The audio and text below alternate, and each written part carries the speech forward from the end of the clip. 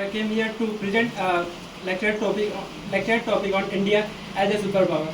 India, which is a great country having a various culture, various heritage, and also growing various global issues.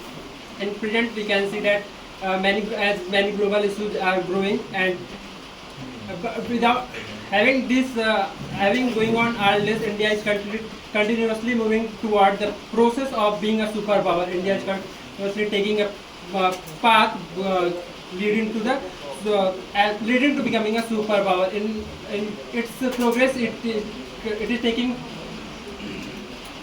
is taking path in various sectors. If we talk about economic sector, in economic sector we can see that India has currently at the 5th position, and it is currently growing to become the getting a 3rd position till 2030.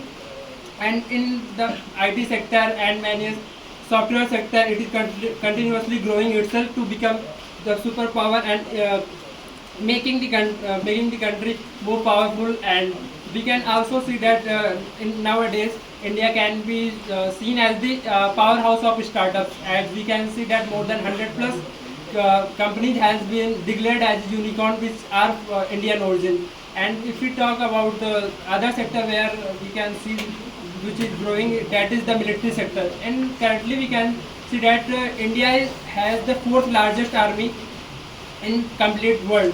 And if we talk about these armors and other things, we can see that in India we have Agni missiles and Arjun tank and many more missiles which are continuously growing to supporting to our country. And if we talk about the BrahMos missile, which we have made with the Russia. And if we talk about other sector, we can see in the scientific sector, ISRO is growing itself, growing country in various respect, as in a very low price.